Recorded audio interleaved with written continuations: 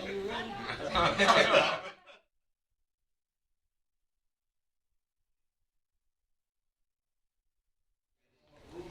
To order. First order of business is approval of the minutes from the last meeting. So moved. Got a motion here, second. Second. Got a second on that. Any discussion on the minutes? Not all in favor, let me know by saying aye. Aye. Pass. Okay, guess I call Mayor up. And Okay, this first item, we might want Mr. Nunley up here too, in case you have some questions that I can't answer on this. come on up here, Mr. London. First thing on the agenda, architectural agreement for EMS station. Okay, we're ready to start drawing the actual plans of this EMS station, and of course, it's in our budget to build the structure, and we've got more than enough dollars, it appears, allocated for this. But anyway, we need to go ahead and officially execute an agreement with an architect that, in fact, this is the same architect we've used on any number of smaller projects. And they were the one that helped us with this renovation that we just, finished up a few months ago at the Pace Building. So, and this is Klein Sweeney and Associates. And if you've reviewed that, this is an agreement whereby they use this architectural fee that's in the state of Tennessee schedule for our architectural services. So I think it's $45,346 plus $3,000 for civil engineering and $3,000 for landscape design. That will be done by other parties, but what we need is an approval to execute this agreement with Klein Sweeney for $51,376, and that number could change a little if the estimated construction cost is more or less than $600,000.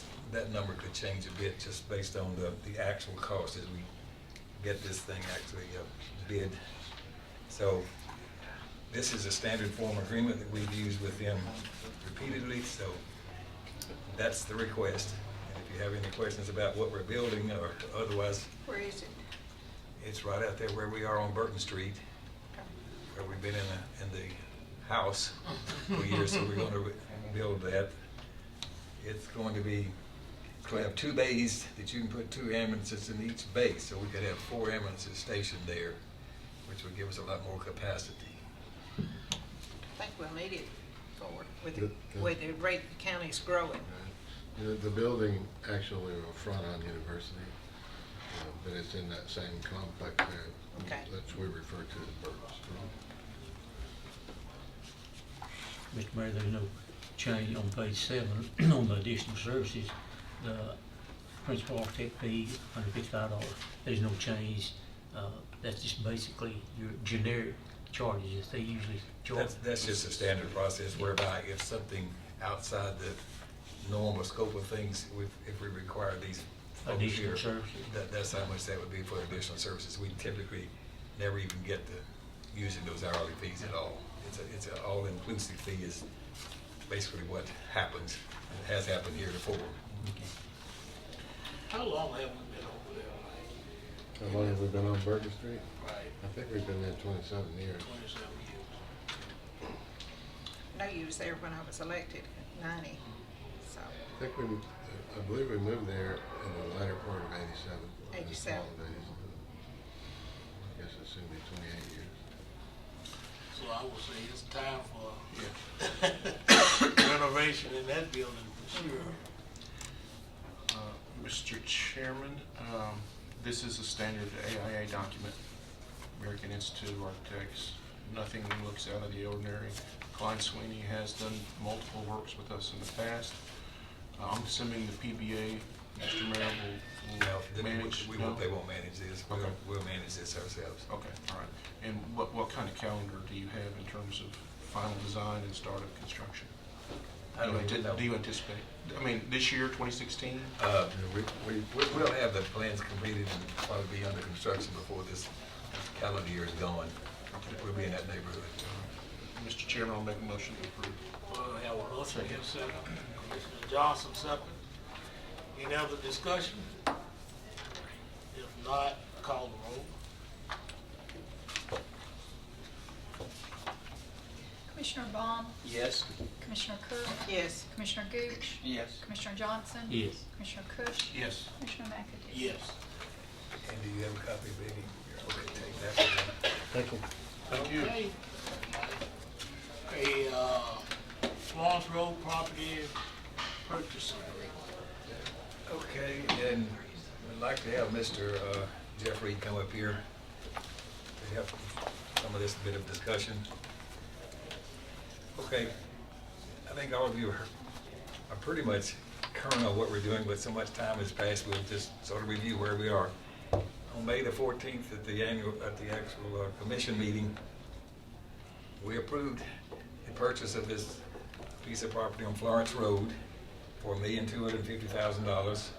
And of course, it was subject to three things, one of which was a phase one environmental study, and two was a report from my engineer that they're not in the floodplain, floodway, or otherwise encumbered, you might say there, and then of course full commission approval. So we did not have the results of the phase one environmental study at that point in time.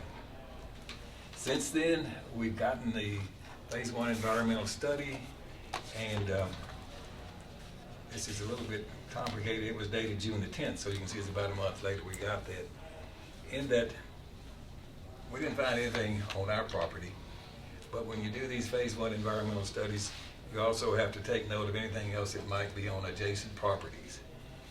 And there are two adjacent properties across the street that are in a voluntary program with the state of Tennessee. In that, one of the properties some number of years ago, when it was a boat manufacturing plant, whatever happened, but some of the things got into the soil, got into the groundwater, and they've been into a process for really a couple of years now, maybe more, of actually reviewing that, and they've drilled several test wells over there to determine what the problems are, if any. Okay, and the last samples they took from those test wells, which was more than a year ago, out of 8 test wells, all of them are completely clear. Some of them have some elements that are detectable elements, but they are all below the threshold of regulatory levels for use of groundwater for drinking purposes, okay? Only one of them still has something which is a bit more than the regulatory limits allow. That being the case, we have a duty, it appears to us, that we can't go forward with completing this until we do some similar testing, which there's a recommendation from Griggs and Maloney, who has done our phase one environmental, and they've done the work also for the Public Works facility across the street, which is owned by the city of Murfreesboro. But we need to do we need to do 2 wells on our property. We may not find anything, but the way the watershed flows, or we believe it flows, and they believe it flows, comes from those 2 properties toward our property, and there's some probability that groundwater under this may have been affected just like their groundwater. We don't think there's a whole lot of risk and liability here, but we must do our diligence to find out exactly if there is a problem there. So we have a proposal from Griggs and Maloney to drill 2 test wells, which cost a bit more than $18,000 for them to drill them, test them, sample them, and write the reports, etc. All right, the owners, we had 120 days from the date of May the 14th to do all of this stuff. That's not enough time. In other words, we got till September the 14th, I think, but it's going to take about 2 months to do this. And that's going to pass us by September the 14th, and they want us to get a bit more engaged and a bit more, I guess you could say, confirm our seriousness about this. So, and especially if we're going to be drilling on their property. So they want us to execute an agreement to purchase, which Mr. Jeff Reed has prepared, and which they have agreed now that it's acceptable with them. So that's sort of where we are, and Jeff can address if we find something in here, for example, that if the groundwater, whatever they find in there if they find anything, which is not going, it's not a high probability that's going to happen, but if they do, we'll have to address this through some sort of voluntary program with the state of Tennessee, just like the city and Brunswick Manufacturing have done. So, Jeff, won't you just tell them, there's only 2 or 3 things of any significance in the actual agreement, but you might follow up with telling them what the possible or probable outcome might be if we were to determine that there are some things in that groundwater, which we're not Right. planning on using anyway, but we still have to jump through these hoops to identify whatever might be there. Okay.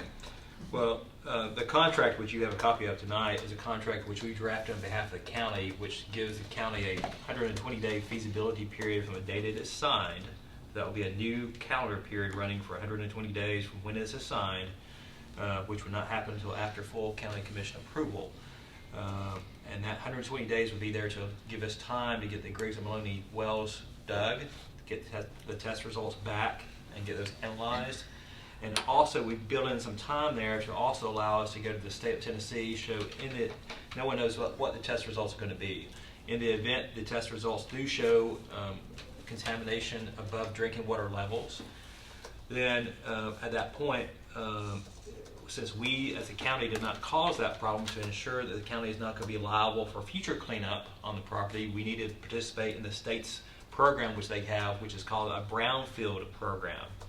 And that's a program the state of Tennessee has whereby innocent landowners who do not contribute to environmental problems can voluntarily join this program to ensure they do not have any future cleanup liabilities or obligations merely by virtue of owning the property. So if levels do come back above drinking water level, the county would probably want to participate in the brownfield program, which is an application process that takes only 2 or 3 days to get submitted to the TDEC, which is the environmental people at the state, and they would tell us whether we get in the program within a few days. At that point, they do have to go through a remediation program and develop that. The TDEC people have told me in this case, probably all that they would require the county to do would be to impose a restrictive covenant on the property that we would not use the property for drinking water purposes in the event drinking water levels do come up higher than governmental approved drinking water levels. So that's a very low level of remediation that the county would have to do if we even have to go that far, depending on what the test results are back. The TDEC has a process for a month or 2. They have to go through public meeting notices, and they have a procedure they have to go through similar to what the county has to go through with respect to giving public notices for meetings and so forth, which they would have to go through. All that, we should know very well where the county stands with respect to the issue of whether or not we have to address the drinking water levels within the feasibility period. If it looks like there are issues we have to get addressed that cannot be accomplished within the 120 days, we may have to go to the sellers and ask them for an extension of that to get through any kind of public notice periods that we have to engage in to satisfy TDEC requirements. The sellers have indicated to us they will be open to that idea should we have to do that. So in the end, the contract you've got before you tonight is a 120-day feasibility period contract. We can walk for any reason within that 120 days. If we decide we just don't want the property, we can walk. So we have a full right to walk within the 120 days period, so there's no financial obligation other than the cost that you have incurred for the test wells. Hopefully the test results will come back negative and we'll be okay. But you don't know if there are problems. There is a mechanism in place by which we can address those in a manner that will not impose any liability on the county should it wish to go forward with the purchase of this property. But that's what you have before you, and if you have any questions, I'm happy to address If those. we can walk for really any reason, then what does the purchase agreement really do for the current landowners? I mean, what do they really want it under those circumstances? Well, one thing is we will have crews on their properties, so there are indemnity obligations in the contract saying if someone's injured on their property as a result of work that we're performing on the property, then we're liable for that. So that is something that owners want before they have people coming onto their property to do work. why are we having to do that? Why aren't the sellers having to do it Well, in order to sell it to a buyer? They don't think there's a problem, they're not gonna spend any money on it, so they just won't agree to spend the $18,000. Can we deduct it from the price? No. If we want the property, we have to do this. On the earnest money deposit, worst case scenario, we had to walk away, whatever, we lose that $10,000. no, the earnest money comes back Okay. to the county.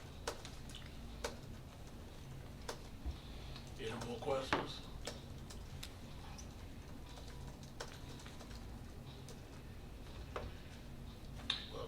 Is there a fee to apply for the TDEC brownfield? There is a fee, it is it's not consequential. It may be a few $100 or $1,000. TDEC oftentimes waives that for governmental entities. The TDEC representative I spoke with cannot commit to do that on the front end because we have not yet applied for it. But we might be able to get exempt from even paying that fee. But should we even have to pay that fee, it should not be more than $1,000 or so. And you can't deduct that from closing costs? Well, okay, help me understand. This is the obvious question. If I'm a seller, if I'm selling my home and my roof needs a little work, and you want to buy it, but you say, my inspector said the roof needs replaced, and I said, I don't think so. That's what this current owner's basically saying, right? He's saying that I don't think there's a problem underground, so I'm not going to pay the money. What's the difference in those two scenarios? Well, to some extent, an owner may be in better position to not know the results of testing on their property than to know the results. So if the owner were to do testing and the results come back not favorable for the owner, he is really, as an owner, you're in a worse position than you were beforehand, not knowing for sure whether there's a problem or not. Because at that he's point, responsible for remediation. you have a problem then, and that may trigger duties to the state or other Okay. regulations. But if the law states that you have to have you have to have your soils checked, right? Whether we're the buyer or somebody down the road is the buyer, Well, they still have to have. The law does their- not No, say, it doesn't say that. We could buy it and accept and assume whatever risk may or may not be there. Another buyer could buy it Another without buyer having could any buy of it. this done. So, okay, then who's telling us we have to have an environmental study? I am, because I don't think that we can encumber the county unless we know what's there. Okay, that I appreciate, but I wish I was an attorney, I would answer my own question. It just seems odd that playing stupid by not investigating what's on your property in turn gets you a free pass to sell damaged property to somebody else who then has to bear the brunt to remediate. well, if you don't know if it's damaged property, the current owner doesn't know whether this is damaged or not. Because the contamination originated from the property across the road. Right, but we've all just made some assumptions here that Well- we're downhill, we're downstream, and more than likely, we have some issue.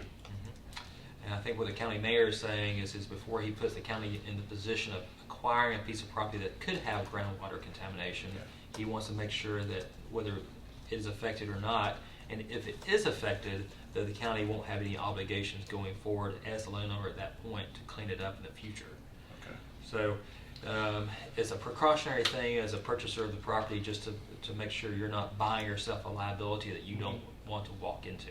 All right, so if I'm buying that property and I want to build a building, nothing says, my banker, my loan officer, wherever I'm borrowing money, nothing says I have to have an environmental study. A bank is not likely to lend you money for the construction of any improvement on that property if they think there's an existing environmental problem on the property. So based on the phase 1 study that's come back, it's unlikely a lender would agree to lend money on that property for improvements without that being further tested. But there's nothing, if you were a purchaser and wanted to pay cash for the property today, you Yep. could pay cash for it today. As is. You can buy As it is, and take that risk if you chose to do it. It just smells. Leaves a bad taste in my mouth. The owner can have property, or seller can have property with the potential of being contaminated, and he gets to walk and demand full price. My opinion is he ought to be paying for the testing and the drilling. But it's my opinion. Well, they think it's so marketable, they're willing to let us walk. Yeah. How Well- long has, Well, now that we've publicly identified that there's a problem, then the next buyer's gonna have. the We don't know same if it's a issue. problem yet. The well closest to the road, directly across from us, is clean. The well that has levels, two things that are level above drinking water level, is on the opposite side of the property. Okay. You mentioned two properties that had potential contamination. One was a boat dealer, which is Brunswick, right? Yeah, it's a- Who's the other one? Public Works, Murfreesboro City Public Works, which is the one that's adjacent, right across the Gotcha. road. Okay. Brunswick is further to the east and south of that property. Gotcha. Could we use the water, could we harvest the water to water our grass, water the trees there? Is that safe to do that? Sure, If we chose to do that? You just can't drink it. that's right. You can wash your vehicles down with it. You could, well, let me ask. We don't know. But we don't know that for We don't sure. know. We don't know. But they simply sort of told me, one of them did, that Yeah. we just have, it's a deed, you have to put in your deed that you agree not to use the property, and you're going on notice that the groundwater is not used for drinking purposes. That's the only thing they said. Now, what, we don't know if there are other things or not. Gotcha. If we sell this property 20 years from now, this brownfield exclusion, we're held harmless? Yes. Okay. We don't have any liability for environmental cleanup to the state Okay. or feds. Gotcha. Thank you. any more questions? That was enough. No? Well, basically, what did Murfreesboro do? They've followed the same- they've had an environmental study done, and it's been going on for a couple of years, and they're in the brownfield program. They haven't got the final letter yet that releases, that says this study is over, but they're likely gonna get a letter like we're discussing here that says, they agree that they're not gonna ever use that for groundwater drinking purposes. Well, it hadn't affected their operation down there. Not at all. Any more questions? If not, entertain a motion. Move to approve, Mr. Chairman. And a motion to approve, a second by Commissioner Johnson. For Any the more? execution of the real estate purchase agreement. Of course, we don't need any budget. We've already taken care of all of that previously, okay? Any more discussion?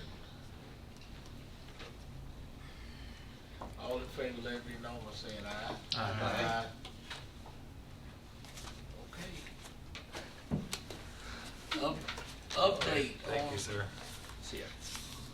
update on judicial building.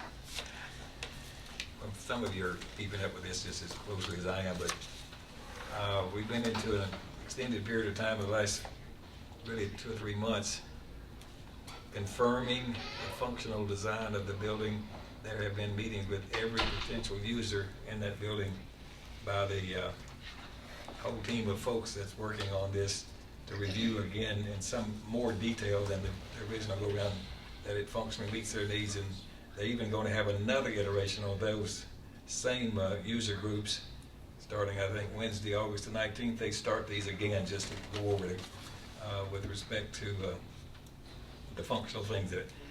And through that whole process, since we have a construction manager in place, they have spent a lot of time trying to engineer this and cost this project, so that right now their cost projections are within our budget that we had initially outlined. So that's most of the time's been spent there trying to review construction type over the whole process of the building, so that we can at least have a reasonable expectation that we are still within our budget that we had projected sometime previously. So the next meeting for the design review committee takes place, I believe, on August the 19th at 4 o'clock. And then they start on that following day, again, like I've just already said, the meetings with all of the users again to review the actual detail of the functional aspects of it. There will be a mock-up courtroom is going to be constructed in the old D&J building, and I think they're going to actually review that, according to what I have written down here. September the 14th, you can go over and look at the mock-up of one of the standard courtrooms.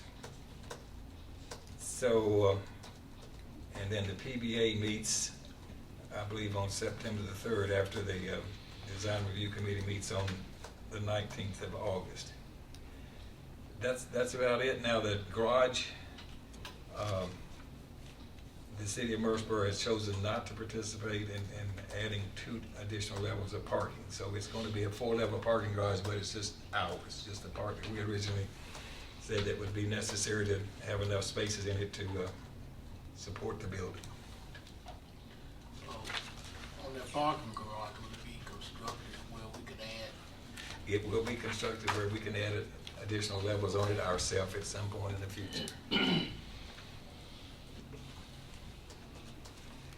That's really about, now zoning with the city of Murfreesboro, they have to work through all of that, and that starts August the 21st. And I don't know, they've got about, it'll take, I don't know how many weeks to get through the actual zoning, and I have a note on that somewhere, but I can't say precisely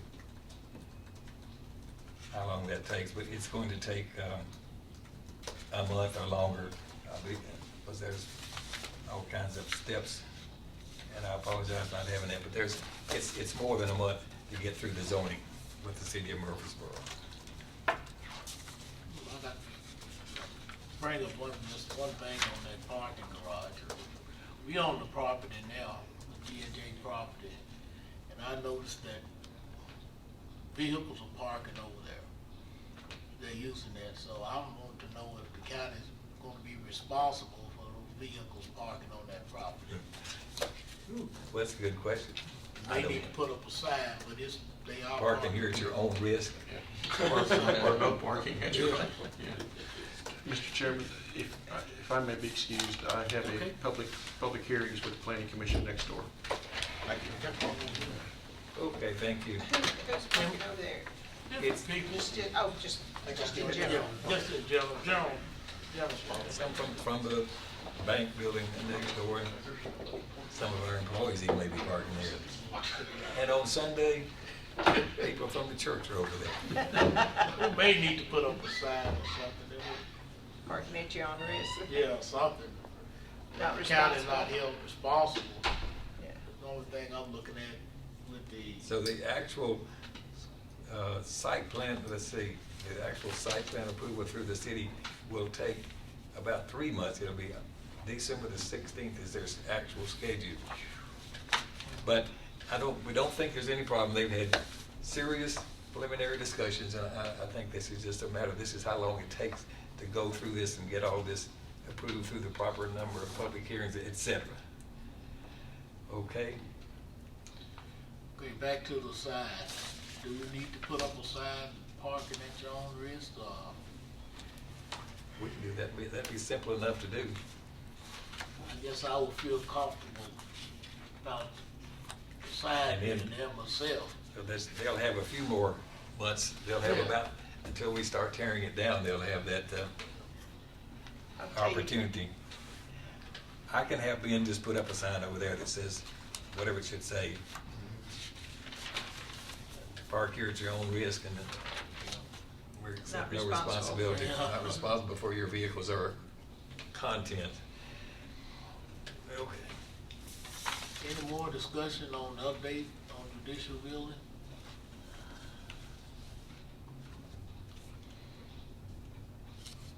I think the project is pretty well on schedule. It is on schedule, yes, sir. Okay. Next on the agenda, narcotics division property update. We have the sheriff The back sheriff is here. here. Call We him don't up.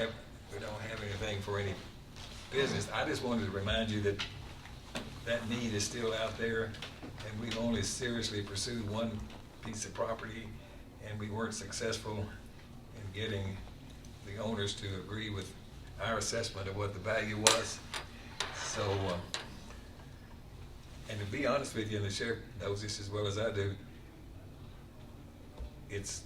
they only need, let's say, 3 acres plus or minus, maybe a little bit less than that. But it needs to be strategically located where it's not in high visibility, and they have some, fairly reasonable level of security and privacy. And it's just not, and it needs to be in a place that's fairly convenient and accessible and adjacent to the other piece we were looking at was really probably a bit further away from the sheriff's office than they wanted it to be. But those of you that are looking for property in Murfreesboro in particular know it's not so much of it available in a price range that we think is acceptable. So we're on one other piece of property right now. I just want to let you know that you have given me and others and the sheriff the authority to look for property, even to negotiate a price, and if we find a piece that we think is the right piece of property, we bring it back to you for your approval. So it's not that we need any more authorization. We have authorization to look and negotiate. Of course, we couldn't do anything except be all contingent on commission approval. But we're still doing this, and we've maybe haven't been as aggressive as we should have been the last couple of months, but we're still on course with trying to do something. We don't know when we're gonna get it done, but We're working on it. We're working on it. That's about all we can tell you right now. And we have, so, the only reason, Mr. McAdoo, if we were to think this one piece of property we're sort of looking at now is reasonable, we might want a property management meeting next month. If that were the case, we'd find a time if we have to change the time, okay? Okay. So that's all I want to tell you there. Okay. Any other business come before the committee? Shit. I've got one thing I wanted just to bring up, just put it on y'all's radar. Our population at the jail. Some of y'all I send emails to every so often. As of this morning, we're sleeping 39 males on the floor, 41 females are sleeping in the day room, and there's a difference there. For the females, some of them have cots. We've got little cots that keep you about 2 inches off the ground. But we do have those issues going on at the jail.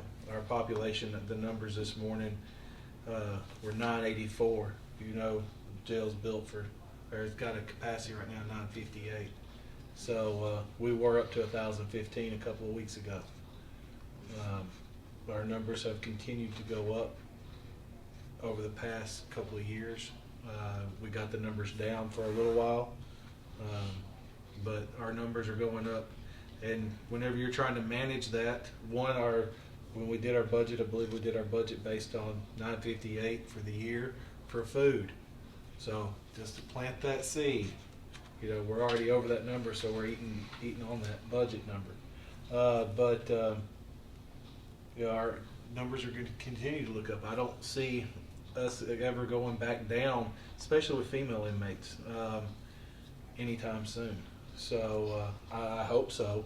The other thing I wanted to bring up to you was to let you know that probably October 1, according to my warrants and records division, and they do it by inches. They can tell by inches of how many warrants are coming in, this and that. We will be officially out of space to store incoming new warrants. And Lieutenant Lance can break it all down. She can tell you, let's say we have 700 warrants come in a month, and 700 warrants, let's just say, take 7 inches. And we've got so much space left, and she's calculated it out. So she came and reminded me that as of Friday. She's like, hey, this and that. So I just wanted to let y'all know about that. That way I've done my part, and I've brought it to y'all and let you know at least. And one thing, even on this storage here, where he's got some things stored. One of the little buildings on Maple Street is full of his stuff. That stuff has to come out of there sometime in the neighborhood of October. So it has some probability. We don't have nowhere to take it right now, okay? We may have to temporarily lease some space just to store records. So we don't know, but it's getting close to a decision point on that. Because we don't have any other options at this moment on what to do with this stuff. And his inmate records are forever records. For 100 years. 100 years or until they die. And we'd have to hire somebody to keep up with who's dying and Who's pull all dying. it. And then, so it's not a very good practical solution to what we're going to do with these records. And we're roughly 39 years into that 100-year process because the sheriff's office really has no records prior to 1976. When sheriffs back then, when they left, most of the time all the paperwork left too. But as of 76, that quit happening. So the paperwork we have, because one thing somebody asked me, so well, can't you go through it and figure it out? Well, we're only 39 years into a 100-year process. And we're already, imagine how much space we're using now. So if you double it, and as our population grows, so it is a huge problem that we can't just microfilm it and then get rid of the original record, because then you have to get somebody, maybe 20 years from now, have something redacted. And so we have to go back to that original record, redact it. And if we had it on microfilm, you'd have to pull it up on there and try to redact it off the microfilm too. So there's the process, a little bit of the process that we have to deal with when it comes to these records. 40 to 50 people per day are being booked into that jail. It's an astounding number of folks that are being arrested or violating probation or whatever. You don't have the privilege of file management that every so many years you No. can get rid of it. Like the normal Yeah. thing is, you got to keep it forever. We gotta keep it forever. Yeah. Well, 100 years, and So that's, it's a real that's problem, forever. and we may have to have some more space somewhere. 2076, he can take out a year. Yeah. We will not be here, Carol. I won't have to do it. But just to let you know too, just some of our numbers, right now our pretrial males at the jail, 422 this morning, and we have a total of 780 males. Pretrial females, 114 out of 204 females. More than 50% routinely of his prisoners have not been sentenced, haven't been to trial. And those are misdemeanors. More than half of his folks are misdemeanors. Well, misdemeanors, male 151, and then That's convicted. I'm just talking about those that are not convicted. Yeah. Can't they get out on bail? Well, they could if they make bail. Well, yeah, that's Like a male dude? convicted men. We got, Well, there's all kinds of situations here that are in play. that- Not all of them can get. Some of them they have a bail for half of their charges, and then the other half have a hold on. Oh, without. You know, but so you might get 3 charges you've got a bail on, and then you got 1 charge that hold without. Yeah, oh, without. So It's a really complicated problem that the sheriff and others are starting a journey that may be productive. It may take us a while, a study group, to just review all of the pieces of this puzzle, which is extraordinarily complex, to see if we're missing something or if we can make some changes. So, gotta look at it. We definitely got to look at it. Either that or I hate to think the alternative. Okay, any other business to bring before us? Thank you. Not, I entertain a motion to adjourn. So moved. Second. Meeting adjourned.